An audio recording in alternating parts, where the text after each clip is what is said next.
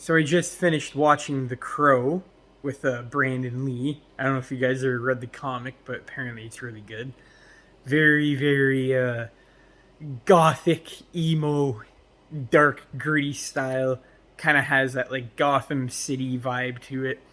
So long story short, basically Buddy gets resurrected from the dead, I guess, from, a crow. I know the plot's really stupid, but him and his wife get killed because they made a complaint against the hotel, and the people that own the hotel, like, I guess, run the city, and they're like fucking crazy, very, very aggressive crackhead, the cokeheads or whatever. So they rape his wife and they kill him, killing Brandon Lee in the process in real life, and then they had to get a stunt double to finish the rest of the movie. But for a movie that came out in the 90s, man, you can't even fucking tell.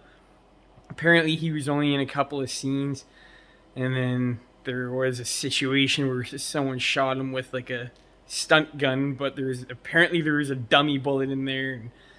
And I don't know what happened, but it went through his spine and he ended up dying. Fuck me if I said that wrong.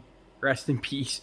But yeah, he was Bruce Lee's son. But for the scenes that he's in and that he's not in, you don't even notice that he's not in them because the CGI is really, really well done.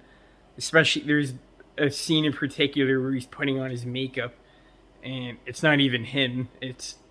Other it's the other actor doing it, but they had to make it look like Brandon Lee's face. And he like he punches the glass and it shatters everywhere, and they got to keep that reflection of Brandon Lee's face in there, even though it's actually a different actor doing it.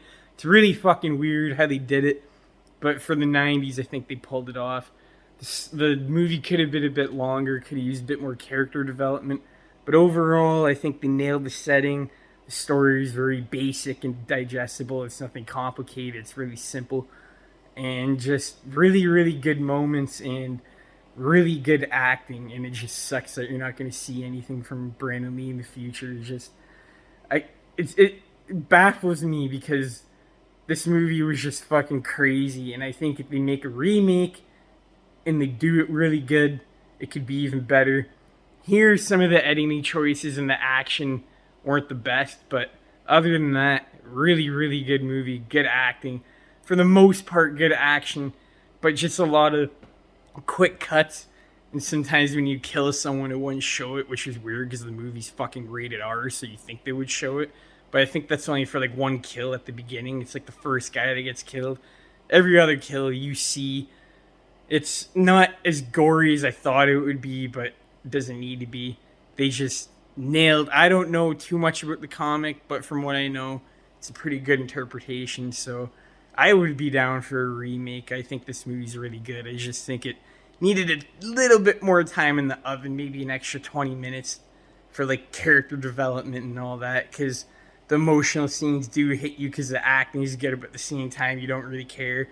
You're just like, okay, I get to the action. But Brandon Lee's acting and the other people just saved this movie, I think. And it's a really special movie. I've never seen a movie like this.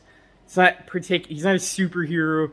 He basically comes back from the dead, kills all these motherfuckers, and then he kind of dies again in a way. It's really weird. And then he's back resting in peace with his wife. So it's kind of like John Wick, like, you killed my dog, but I mean, John Wick didn't get resurrected from the dead. But it's just overall a stupid plot, but really, really good execution. So if you guys haven't seen The Crow, definitely go watch it.